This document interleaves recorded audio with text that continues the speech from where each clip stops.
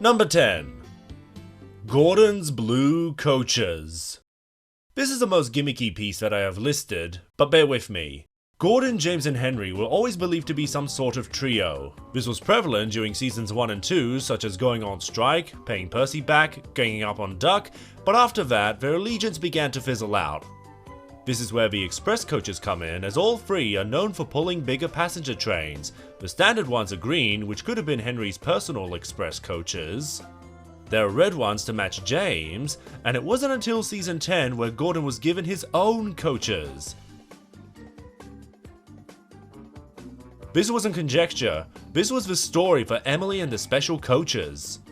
The marketing potential behind these coaches was fantastic. Each express engine having their own set of coaches would have lent itself to a colourful collection of toys and an urge to buy these accessories for the characters to make them feel complete.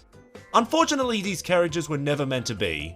Like many of the characters introduced in the hit era, they were brought in for a single use and you would be lucky to find them in a starring role after their debut episode. But the absence of these coaches goes a bit further than marketability. These rolling stock items also serve a purpose to not one, but 3 character arcs. Gordon is rewarded with the coaches after breaking a speed record building off the previous episode.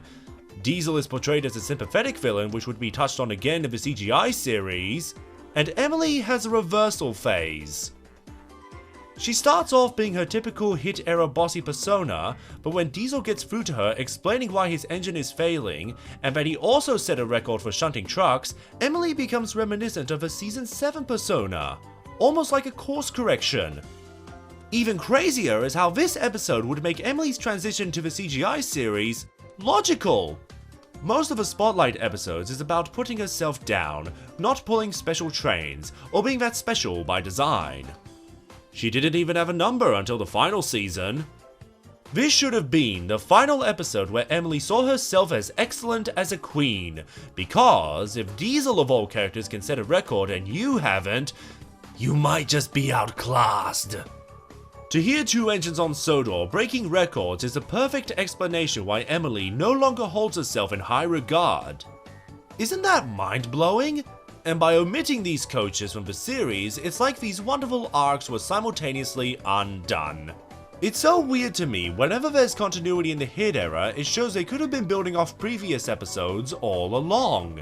Such as Peter, Sam and Proteus, Rosie's enthusiasm to work with Thomas, James's friendship with Edward, Hector's story arc, or Henry's wishing tree. Listen, I'm all for preserving the environment and all, but can we pardon us and tax this one time? From merchandise potential to character development, these coaches should have been permanent additions to the show. Especially once you realize Gordon never pulls them. He doesn't pull them! Even Mr. Percival kept his red bicycle after season 11. Why give Gordon these coaches if he's not going to use them? I'm sure they are better uses than decoration. But as we're about to see when it comes to the hit era, there is no shortage of missed opportunities.